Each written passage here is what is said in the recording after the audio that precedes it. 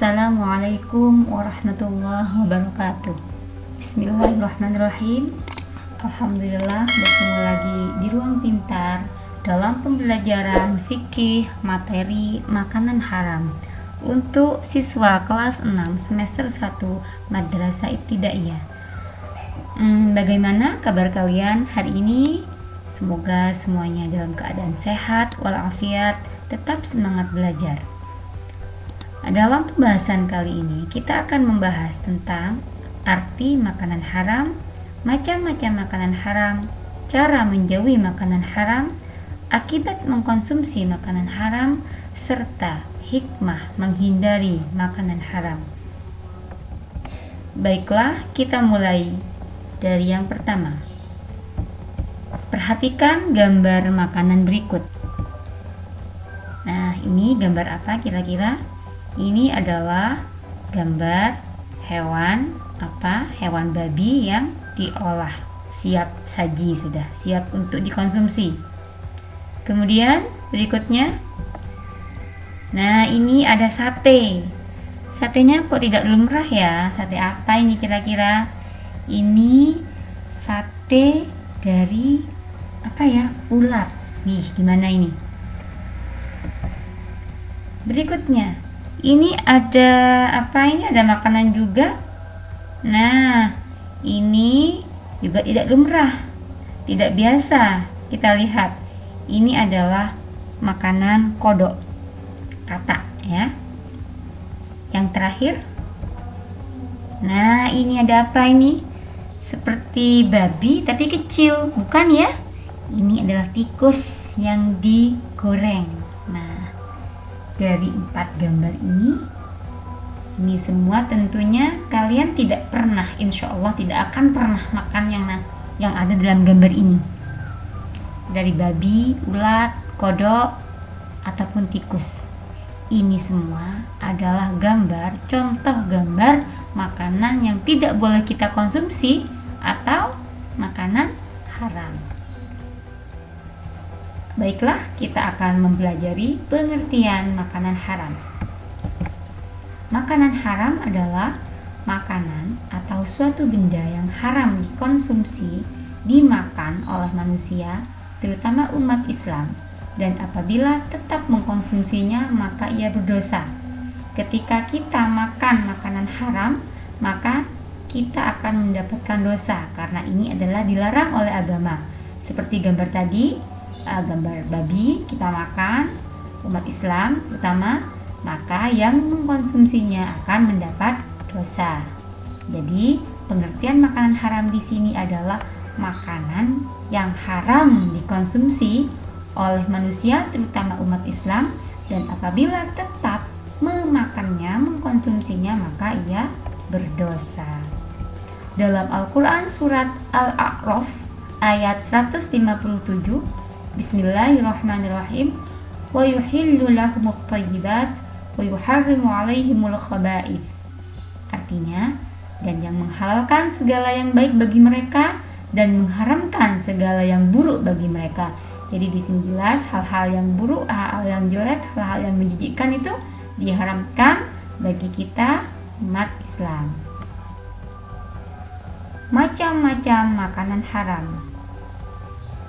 Ada beberapa macam makanan haram, diantaranya 1 dibagi menjadi 2 ya. Yang pertama, haram aini. Apa maksudnya haram aini? Hukum asal dari makanan itu sendiri memang sudah haram. Jadi aslinya makanan itu sudah haram dari zatnya sendiri, ditinjau dari sifat bendanya, seperti daging babi, darah, bangkai, itu haram ya. Jadi daging babinya aslinya sudah haram. Hukum asal daging babi itu adalah haram.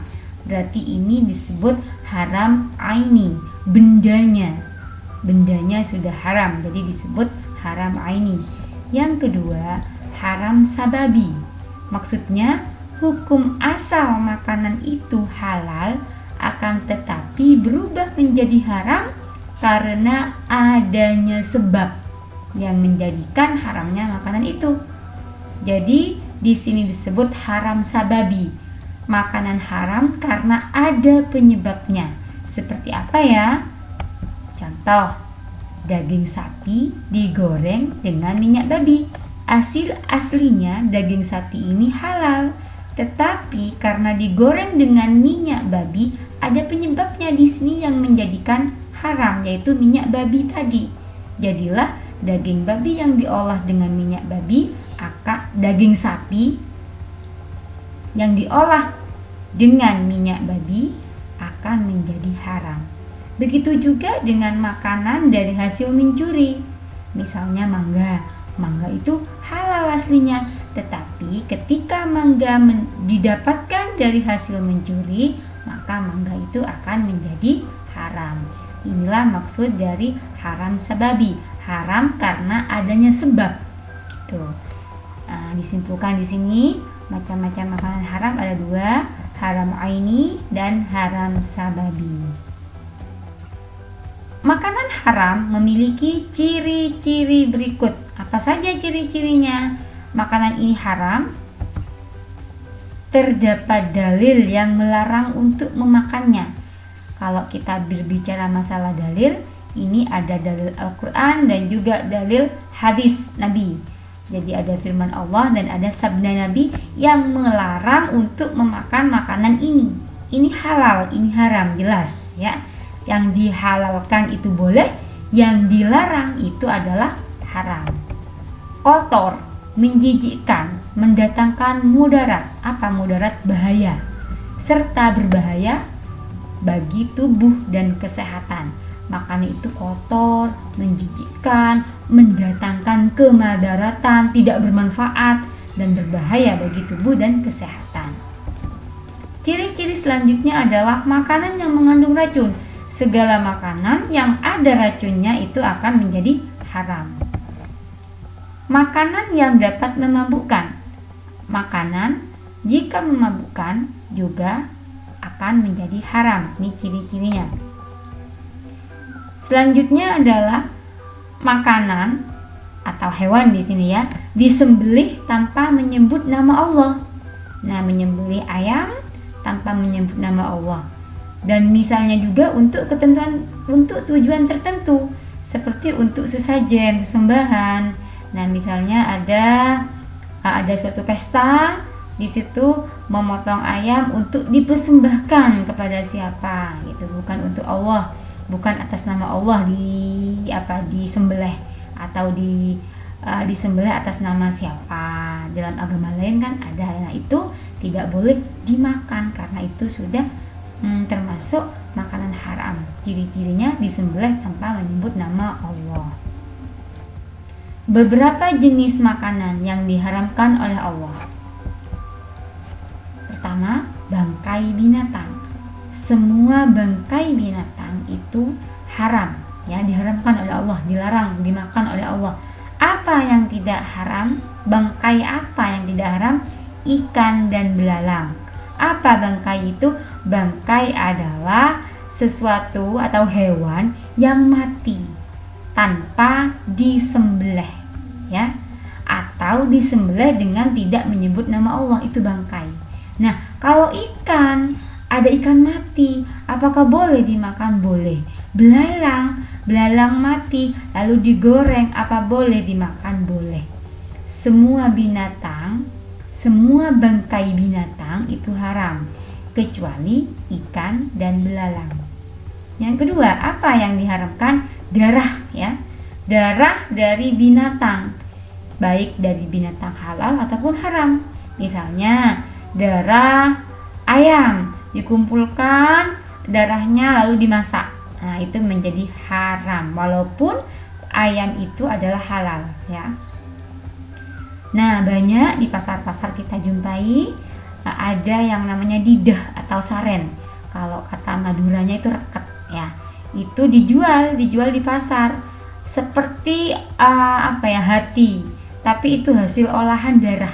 Darah itu dikumpulkan, darah sapi setelah disembelih itu diwadahi, ditempatkan di satu wadah, lalu dimasak, dikukus, kemudian dipotong-potong untuk dimakan. Apakah itu halal? Tidak, tetapi haram karena semua jenis darah itu adalah haram walaupun darah itu sudah dimasak. Makanan yang buruk, menjijikkan atau najis seperti kecoa. Apa kecoa? Nyireng nih katanya orang Madura ya. Lalat, tikus, cacing, kutu dan lain-lain. Ini semua adalah haram. Daging babi. Nah, daging babi jelas ini haram. Termasuk semuanya yang ada pada babi, kulitnya, tulangnya, bagian-bagian dari hewan itu semuanya menjadi haram. Binatang yang disembelih tidak atas nama Allah. Nah, seperti tadi untuk sesembahan misalnya, atau disembelih selain umat Islam. Misalnya non-muslim menyembelih, kan tidak menyebut nama Allah, berarti itu juga tidak boleh dikonsumsi, haram untuk dimakan.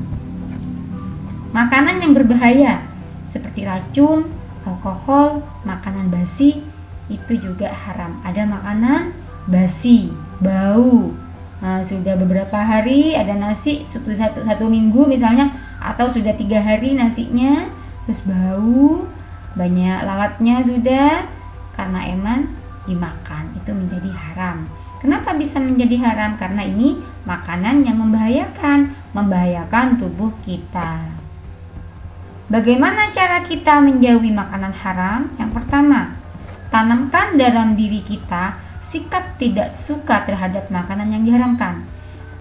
Harus kita yakini, harus kita tanamkan dalam diri kita, saya tidak suka makanan babi, saya tidak suka makanan yang menjijikkan, karena itu adalah diharamkan dalam agama. Harus ada dalam diri kita untuk menjauhi makanan haram. Yang kedua, difahami betul macam-macam makanan yang diharamkan.